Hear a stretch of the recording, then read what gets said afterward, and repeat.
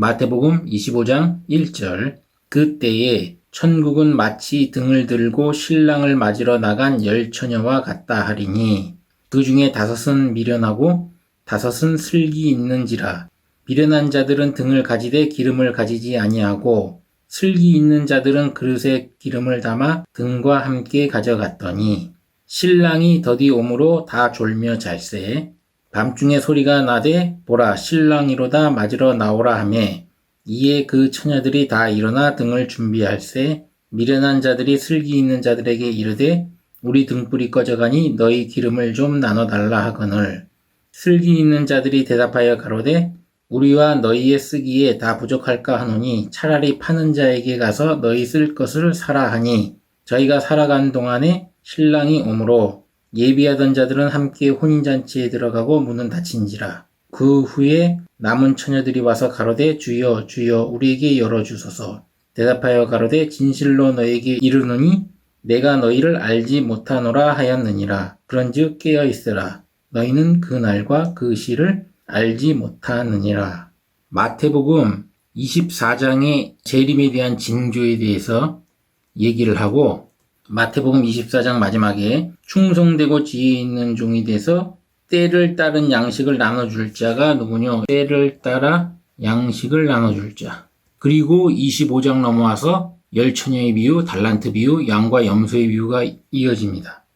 그러면 우리가 여기서 이걸 알 수가 있어요. 마태복음 25장은 일반 사람들에게 주는 비유가 아닙니다. 말씀을 나눠줄 종과 같은 자들, 목자들을 비유하는 거예요. 이 10처녀 비유도 그런 연장선상에서 봐야 하는데 이때 10처녀는 신부가 아니고 신부 들러리입니다. 이 비유에서는 신부는 등장하지 않아요. 신랑은 재림 예수고 10처녀는 신부의 들러리입니다. 이 비유를 이해하려면 유대인의 결혼 풍습을 먼저 이해해야 합니다. 이 당시에 유대인들은 해가 지고 나서 결혼을 하는데 신랑이 약혼을 하고 신혼살림을 차릴 집을 구하고 사람을 보내서 결혼을 할 날짜를 신랑 아버지가 잡는데 그때 신랑이 올 때 신부의 들러리들이 이렇게 등을 가지고 저녁에 문 앞에서 기다려요. 그 상황을 가지고 이렇게 비유를 한 겁니다. 이 10처녀는 신부가 아니고 신부의 들러리다. 이것을 알아야 되고 10처녀 비유에서 중요한 거, 이 등이 뭐냐? 이 등을 알아야겠죠? 등은 여호와 하나님의 말씀이다. 주의 말씀이다.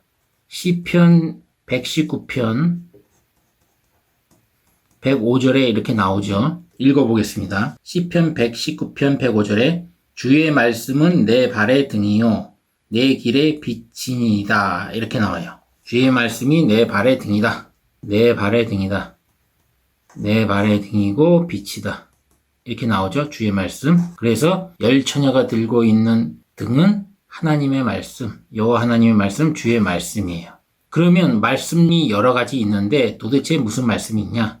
그것을 알기 위해서 요한계시록 21장 23절을 읽어봐야 합니다. 요한계시록 21장 23절을 읽어보겠습니다.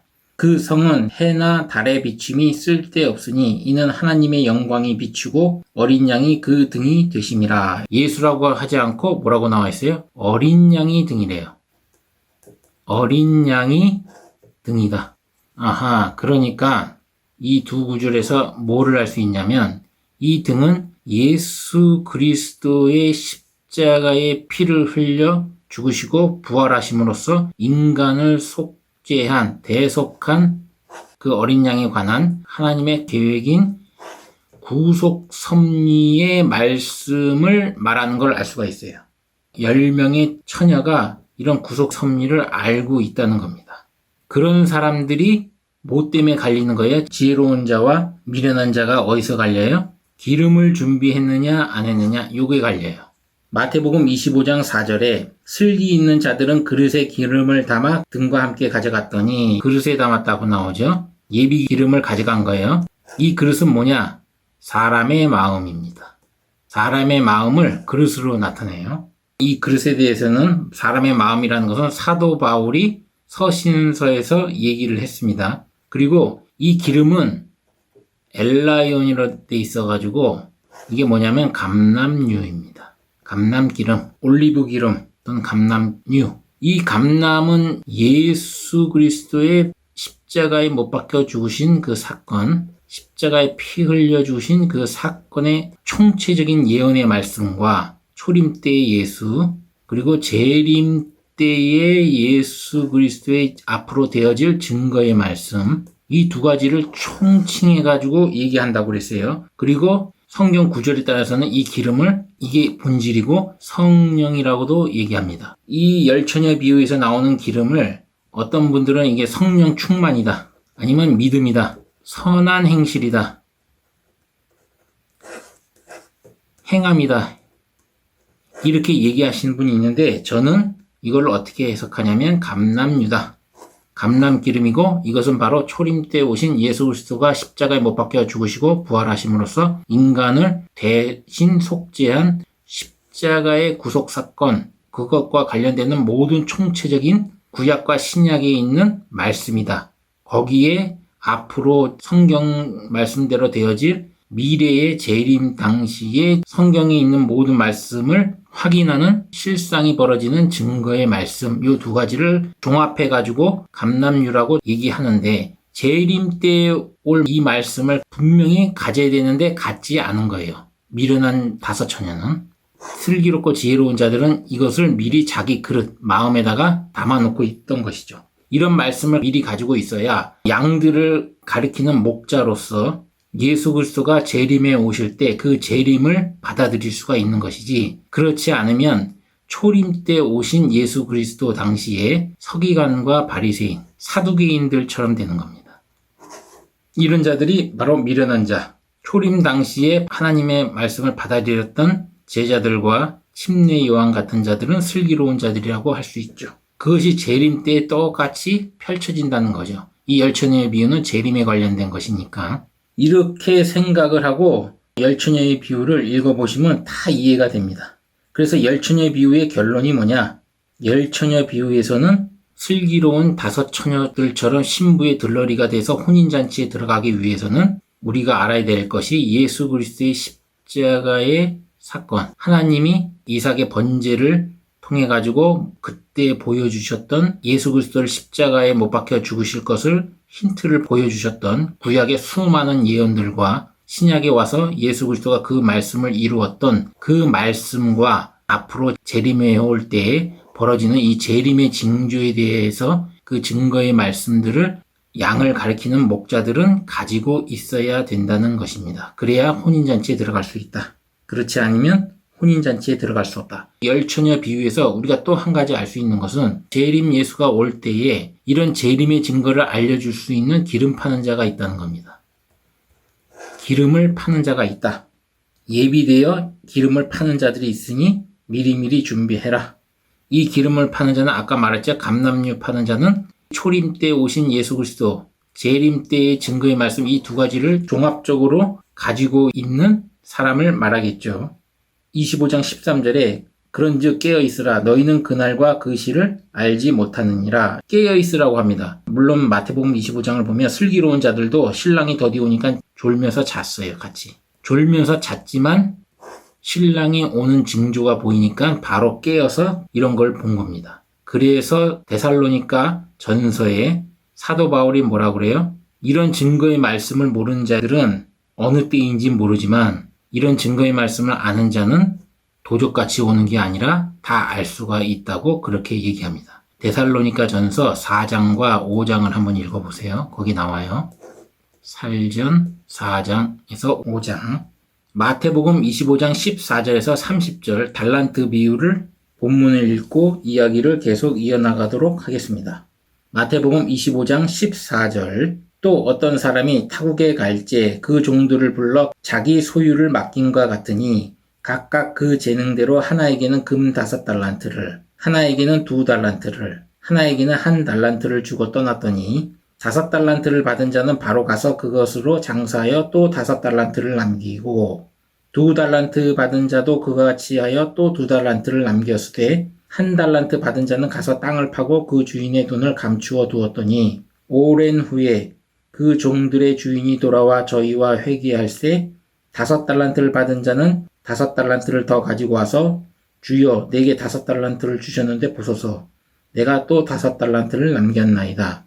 그 주인이 이르되 잘하였도다. 착하고 충성된 종아 내가 작은 일에 충성하였음에 내가 많은 것으로 내게 맡기리니 내 주인의 즐거움에 참여할지어다 하고 2달란트를 받았던 자도 와서 가로되 주여 내게 2달란트를 주셨는데 보소서 내가 또 2달란트를 남겼나이다. 그 주인이 이르되 잘하였도다. 착하고 충성된 종아 내가 작은 일에 충성하였음에 내게 많은 것으로 내게 맡기리니 내 주인의 즐거움에 참여할지어다 하고 1달란트 받았던 자도 와서 가로되 주여 당신은 굳은 사람이라 심지 않은 데서 거두고 해치지 않은 데서 모으는 줄을 내가 알았으므로 두려워하여 나가서 당신의 달란트를 땅에 감추어 두었나이다. 보소서 당신의 것을 받으셨나이다. 그 주인이 대답하여 가로되 악하고 게으른 종아 나는 심지 않은 데서 거두고 해치지 않은 데서 모으는 줄로 내가 알았느냐. 그러면 내가 마땅히 내 돈을 취리하는 자들에게나 두었다가 나로 돌아와서 내 본전과 별리를 받게 할 것이니라 하고 그에게서 그 1달란트를 빼앗아 10달란트 가진 자에게 주어라. 무릇 있는 자는 받아 풍족하게 되고 없는 자는 그 있는 것까지 빼앗기리라. 이 무익한 종을 바깥 어두운 데로 내어 쫓으라. 거기서 슬피 울며 이를 갈미 있으리라 하니라. 이 달란트 비유에서도 이거는 일반 교인들 비유한 게 아니에요. 말씀을 하나님으로부터 위임받아 말씀을 가르치는 사람들, 가르치는 목자라고 얘기할 수 있습니다. 금은 불로 연단한 금이에요. 요한계시록 3장 18절에 나오는 불로 연단한 금. 이 계시록 3장 18절을 보면 불로 연단한 금을 사서 자신을 부욕해 하라고 나오죠. 이 불로 연단한 금은 뭐냐면 십자가에 못 박혀 죽으신 예수 그리스도의 고난과 부활을 통해서 하나님이 우리에게 주셨던 그 진리의 말씀, 생명의 말씀을 말합니다. 이것이 불로 연단한 금이에요. 하나님의 구속사 섭리, 모리아 산에서의 이삭의 번제 사건부터 모세의 장막을 통해서 율법을 주시고 그 율법을 통해서 죄를 깨달아 예수 그리스도의 앞에 나와서 예수의 침례를 받고 예수 그리스도가 십자가에 못 박혀 죽으심으로써 인간이 죄에서 해방되는 예수 그리스도가 인간을 대신 속전해 주시는 대속의 사건, 하나님의 구속사 섭리 그리고 앞으로 오실 재림 예수까지 구원의 완성을 하기 위해 오시는 재림 예수까지 하나님의 구속 섭리의 모든 총체적인 말씀, 이것이 아까 감람류라고 그랬죠. 이 감람류 같은 말씀을 가진 자, 예수 그리스도의 십자가의 피의 은혜의 말씀이 중심이 된 그것을 불로 연단한 금이라고 하는데 이런 금 달란트를 각자 맡은 분량에 따라서 이런 말씀을 많이 가지고 있는 사람일수록 5달란트, 좀 적게 가지고 있는 사람은 2달란트, 이 2달란트보다 더 적게 가지고 있는 사람은 1달란트. 이렇게 비유를 한 겁니다. 말씀을 가지고 있는 자들을 말하는 거예요. 1금 달란트가 2019년 10월 11일 기준으로 보니까 금 1g이 57,172원 20전이에요. 바이블 스토리 달란트 비유를 할 때는 그때는 47,000 얼마였는데 한 만원 정도가 올랐어요. 그래서 47,000원일 때는 시세를 따지면 한 16억 원 되는데 지금 시세를 따지면 19억 6천만 원 정도 돼서 대략 한 20억 정도 돼요. 1금 달란트 수준이. 이렇게 한 20억 정도 되는 돈을 일반 교인들이 그 정도의 분량이 되는 말씀을 가질 수가 없죠. 말씀을 가르치는 목자예요. 그래서 이걸 어떻게 계산하냐면 한 돈이 3.75g이고 267돈이 모여야 금 1kg이고 한 달란트는 금 34.3kg예요.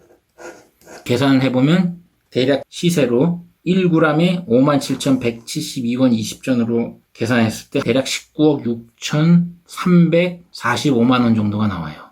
그래서 대략 20억 정도 되는데 이런 달란트를 5달란트는 장사해서 5달란트를 그대로 남기고 2달란트는 2달란트를 그대로 남기고 장사해서 똑같은 분량만큼 남긴 거예요. 1달란트는 남기질 않고 땅속에 깊이 감춰놨다가 주인이 오니까 내놓은 거예요.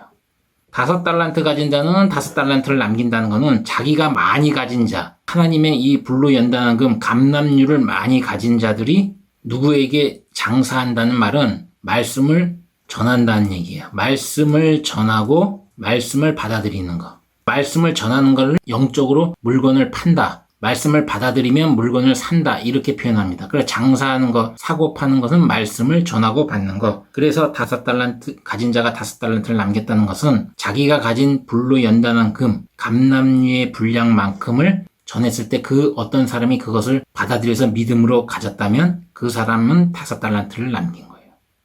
또 2달란트 분량을 가진 사람이 말씀을 그만큼 전해서 그 어떤 사람이 받아들였으면 2달란트를 남긴 거고. 근데 1달란트 가진 사람은 땅에 묻었다니까 땅은 사람의 마음을 뜻하거든요. 자기 마음에 그냥 이 귀한 말씀을 가지고 받아놓고 말씀을 전하지 않은 것이죠. 일반 교인들을 말하는 게 아니에요. 말씀을 가르치는 목자들을 말하는 겁니다. 양에게 마태복음 24장에 때에 따른 양식을 나눠줄 종들이죠. 근데 그렇지 않고 동무들을 때리고 술 취하고 이런 자들에 해당하겠죠. 만약에 1달란트 가진 사람이 주인이 왔을 때 칭찬을 받으려면 똑같이 말씀을 전해줘서 1달란트를 남겼어야 합니다. 이것이 달란트 비유의 핵심이에요. 그래가지고 쫓겨나는 사람은 바깥 어두운 곳에 쫓겨 슬피 울며 이를 갈미 있으리라고 마태복음 25장 30절에 나오죠. 근데 어디서 많이 보지 않았어요? 이런 형태의 글들. 바깥 어두운 곳에 쫓겨나서 슬피 울며 이를 갈미 있으리라. 외식하는 자들. 마태복음 23장에 예수가 바리새인들과 서기관들에게 화 있을진저 하면서 얘기하는 그 말씀이 떠올라야 합니다. 외식. 모세의 자리에 앉아서. 지금은 모세의 자리가 아니고 예수의 자리에 앉아서. 예수의 자리에 앉아서 그렇게 외식하는 자들이 받는 처벌, 형벌의 형태가 바로 바깥 어두운 곳에 쫓겨 슬피 울며 이를 갈미 있으리라. 이 형벌에 처해지는 거예요. 이런 달란트의 비유를 직분을 가지고 충성이나 봉사를 하는데 그런 데 비유해서 그렇게 가르치면 돼요? 안 돼요? 안 됩니다. 그거하고 전혀 상관이 없는 얘기예요. 달란트라고 하니까 탤런트라는 재능이라는 뜻에 착안해서 그런 식으로 가르치면 안 됩니다. 그래서 교인들을 대가 없이 교회에서 봉사하게 하면 안 됩니다. 원래 율법에 나온 것처럼 레위인들은 자기가 교회에서 봉사를 하게 되면 그의 정당한 대가를 지불해야 합니다. 율법대로 한다면. 지불도 안 하고 교회 봉사로 부려먹는 목자들이 있죠. 그러면 절대 안 돼요. 이 달란트 비유는 그럴 때 쓰는 말씀이 아니고 말씀을 가르치는 목자들에 대해서 앞으로 재림 때에 올 징조에 대해서 성도들에게 이런 재림의 징조가 나타났을 때에 책임 있는 목자로서 양을 제대로 이끌어가야 할 책임에 대해서 비유하는 겁니다. 이 달란트 비유는. 마태복음 25장 비유가 전체가 다 그래요. 마태복음 25장 31절부터 양과 염소의 비유가 나오는데 읽어보고 이야기를 계속 진행하겠습니다. 마태복음 25장 31절 인자가 자기 영광으로 모든 천사와 함께 올 때에 재림이죠. 자기 영광의 보좌에 앉으리니 모든 민족을 그 앞에 모으고 각각 분별하기를 목자가 양과 염소를 분별하는 것 같이 하여 양은 그 오른편에 염소는 왼편에 두리라. 그때에 임금이 그 오른편에 있는 자들에게 이르시되 내 아버지께 복받을 자들이여 나와 창세로부터 너희를 위하여 예비된 나라를 상속하라. 내가 줄일 때에 너희가 먹을 것을 주었고 목마를 때에 마시게 하였고 나그네 되었을 때에 영접하였고 벗었을 때에 옷을 입혔고 병들었을 때에 돌아보았고 옥에 갇혔을 때에 와서 보았느니라. 이에 의인들이 대답하여 가로되 주여 우리가 어느 때에 주의 줄이신 것을 보고 공궤하였으며 목마르신 것을 보고 마시게 하였나이까. 어느 때에 나그네 되신 것을 보고 영접하였으며 벗으신 것을 보고 옷 입혔나이까. 어느 때에 병드신 것이나 옥에 갇히신 것을 보고 가서 배웠나이까 하리니 임금이 대답하여 가라되 내가 진실로 너희에게 이르노니 너희가 여기 내 형제 중 지극히 작은 자 하나에게 한 것이 곧 내게 한 것이니라 하시고 또 왼편에 있는 자들에게 이르시되 저주를 받은 자들아 나를 떠나 마귀와 그 사자들을 위하여 예비된 영영한 불에 들어가라. 내가 줄일 때에 너희가 먹을 것을 주지 아니하였고 목마를 때에 마시게 하지 아니하였고 나그네 되었을 때 영접하지 아니하였고 벗었을 때 옷 입히지 아니하였고 병들었을 때와 옥에 갇혔을 때에 돌아보지 아니하였느니라 하시니 저희도 대답하여 가로되 주여 우리가 어느 때에 주의 줄이신 것이나 목마른 것이나 나그네 되신 것이나 벗으신 것이나 병드신 것이나 옥에 갇히신 것을 보고 공양치 아니하더이까. 이에 임금이 대답하여 가라사대 내가 진실로 너에게 이르노니 이 작은 자 하나에게 하지 아니한 것이 곧 내게 하지 아니한 것이니라 하시리니 저희는 영벌에 의인은 영생에 들어가리라 하시니라. 오른편에 있는 양에 속하는 자들에게는 영생을, 왼편에 속한 자들에게는 영벌, 영생과 영벌, 영원한 벌을 받는 거고 하나는 영원히 사는 겁니다. 그런데 양과 염소의 비유의 키포인트는 뭐냐면 형제예요. 이 형제의 개념을 알아야 돼요. 이 형제를 성경적으로 알려면 어디를 가야 되냐면 마태복음 12장 50절로 가야 합니다. 마태복음 12장 50절을 읽어보겠습니다. 누구든지 하늘에 계신 내 아버지의 뜻대로 하는 자가 내 형제요 자매요 모친이니라 하시더라. 아버지의 뜻대로 하는 거래요. 아버지의 뜻. 아버지의 뜻이 뭘까요? 하나님이 창세전부터 계획하시고 마무리는 구원의 완성을 위해서 재림 예수가 오시는 것이겠죠. 창세전부터. 여기 창세전부터라고 나오죠. 25장 34절 창세로부터 너희를 위하여 예비된 나라를 상속하라. 예비되었다고 그러죠. 창세로부터 너희를 위하여 예비된 나라. 이때부터 계획을 하셨다는 거예요.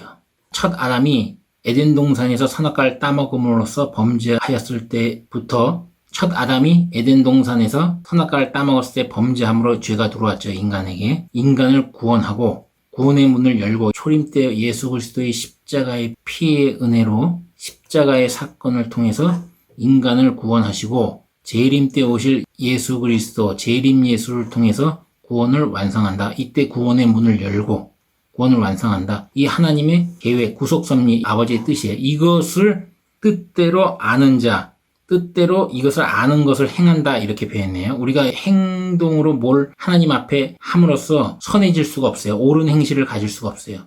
이것을 행한다. 아버지 뜻대로 말씀을 찾아서 연구하고 아버지 뜻대로 말씀을 찾아서 그 아버지의 뜻이 어디 있는지 여호와 하나님의 뜻이 어디 있는지 그것을 알아가는 것을 바로 옳은 행실 이걸 가지고 행함이라고 하는 겁니다. 행함 하니까 그냥 우리가 말하는 어떤 행동, 봉사나 이런 걸 생각하면 안 돼요.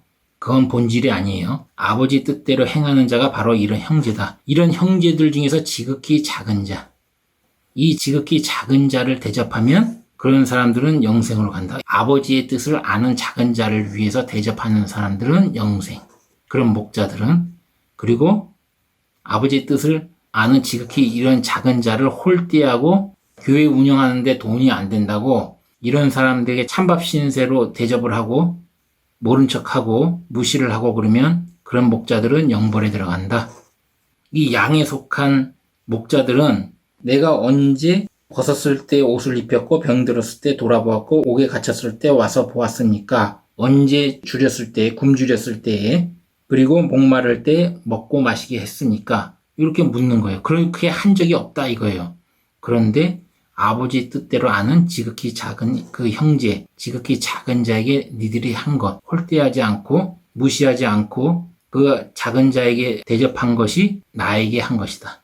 예수 그리스도에게 한 것이다. 그래서 너희들은 영생이 들어간다. 그리고 너희들은 의인이라고 여기서 표현을 하죠. 그러나 표면적으로 외식하는 자들처럼 예수 그리스도를 찬양하고 겉으로 보기에는 굶주린 자들에게 많은 봉사와 가난한 자들에게 많은 것을 베풀어서 그들이 굶주리지 않고 먹고 마시게 한 사람들이 이렇게 하나님의 뜻에 따라 지극히 작은 형제를 무시했을 경우는 영벌로 간다. 이렇게 비유를 할 수가 있는 겁니다. 이렇게 양과 염소의 비유는 이 지극히 작은 자, 형제, 이 개념을 알아야 비유를 풀어낼 수가 있는 거예요. 목자들이 교회를 운영할 때에 헌금을 안 해서 또는 교회 운영에 도움이 안 된다고 해서 이 사람이 아버지 뜻대로 아는 사람일 경우에는 무시를 했을 경우는 큰 심판을 받습니다. 이거 굉장히 힘든 거예요. 교회를 운영하고 목자로서의 삶을 산다는 것이 굉장히 어려운 얘기예요. 이런 비유를 하기 전에 재림의 징조에 대해서 얘기를 하고 재림 때에 이런 목자들에 대해서 심판하겠다는 것을 보여주는 거예요.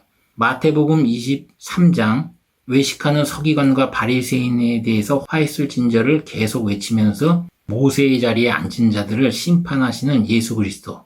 마태복음 24장에서 재림의 징조에 나오고 성전 파괴 예언을 하시고, 그 다음에 이제 목자들에 대해서 비유하는 열처녀의 비유, 달란트 비유, 양과 염소의 비유. 이 성경적인 흐름이 계속 이어져요. 일관되게. 이것이 이렇게 따로따로 분리될 수가 없는 거고, 마태복음 25장을 가지고 일반 교인들을 대상으로 비유해서 가르치는 말씀이 아니라는 거. 이런 마태복음 전반적인 흐름을 보면 아주 놀라운 얘기예요. 성전 파괴 예언. 왜 성전이 파괴돼요? 성전에 가증한 것들, 멸망에 가증한 것들, 우상 숭배를 하기 때문에 그렇습니다. 현대판 우상은 뭐예요? 서기관 바리새인들처럼 그때는 모세의 자리지만 지금은 예수의 자리에 앉아서 외식하는 자들, 종교행위 외식하는 자들, 예수 그리스도의 십자가의 피, 은혜의 사건이 중심이 되지 않고 교회를 점점 키우기 위해서 하는 종교행위, 그런 언사들, 말과 행동들, 그런 것들이 결국에는 전부 이렇게 심판의 대상으로 올려진다는 것. 그리고 교회 안에는 누가 이렇게 아버지 뜻대로 하나님 말씀을 가지고 지극히 작은 자인지, 큰 자들은 알 수 있겠지만 작은 자들은 솔직히 찾기 힘들어요. 누가 이렇게 하나님의 구속사 섭리를 가지고 교회에서 신앙생활 하는지 알 수가 없거든요. 그런 자들을 홀대하면 이렇게 영벌에 처한다 그러는데, 목자된 자는 부유한 자나 가난한 자나 그 사람이 교회에서 역할이 아무것도 없고 일주일에 한 번 나와서 신앙생활 하는 사람이든 누구든 절대로 그 사람들을 홀대하거나 무시하면 안 됩니다. 누가 하나님 뜻대로 가진 자인지 아무도 모르기 때문에 그래요. 아버지의 뜻을 모르면서 신앙생활 하는 사람은 홀대해도 이런 벌은 처하지는 않겠죠. 그런 사람들은 형제라고 일컬을 수가 없으니까. 이 형제 개념을 좀 더 구체적으로 알려면 마태복음 7장 21절부터 그 이후에 나오는 부분을 쭉 읽어보면 됩니다.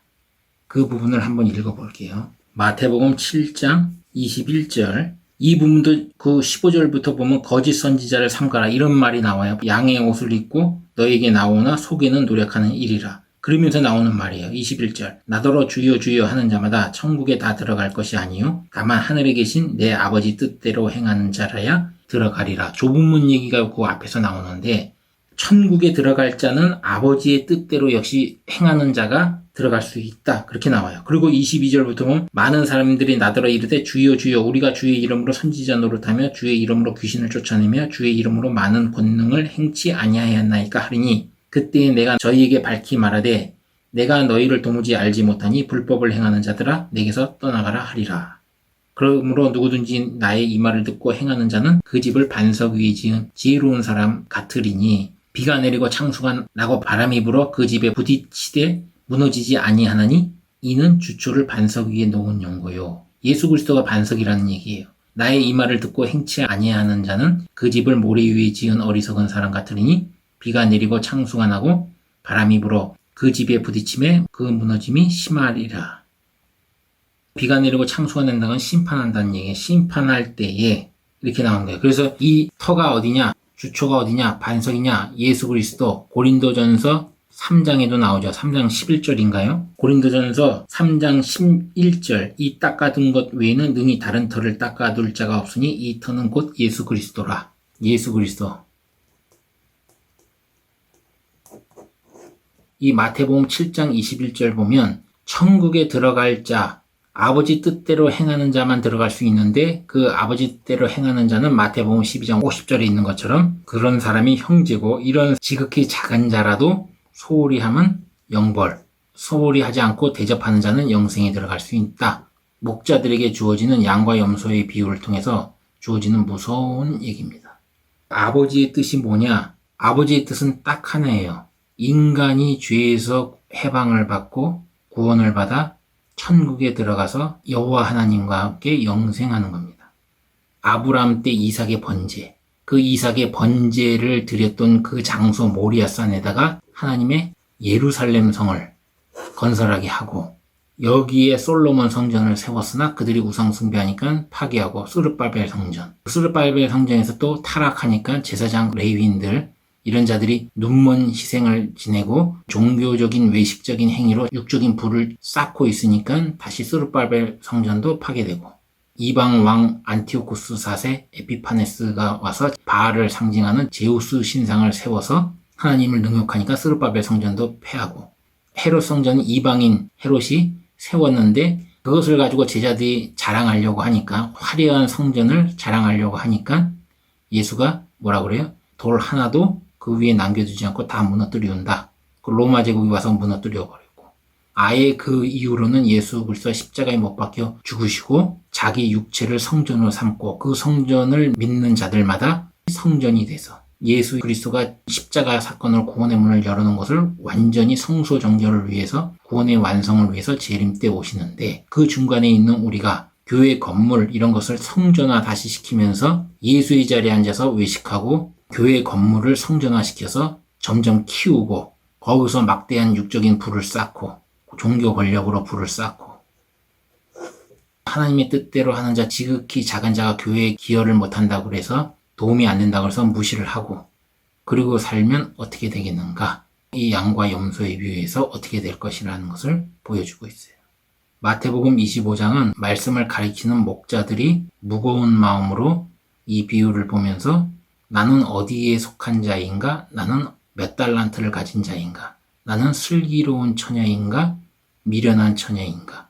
이것을 스스로 생각을 해보고, 그러면 내가 이 감람류를 갖기 위해서, 기름을 갖기 위해서 예수 그리스도의 십자가 사건을 더욱더 철저하게 파헤쳐서 성경을 가지고 연구를 하고, 재림 때 오실 증거의 말씀, 재림의 징조의 말씀을 목격을 하고, 어떤 자가 적그리스도가 될지, 그런 자들의 손에서 나에게 주어진 양들을 어떻게 맡아서 때에 따른 양식을 주면서 예수 그리스도에게 충성되고 지혜로운 종이 될 것인지, 그것을 생각할 수 있는 그런 말씀을 마태복음 25장에서 마태가 기록해 놓은 것입니다.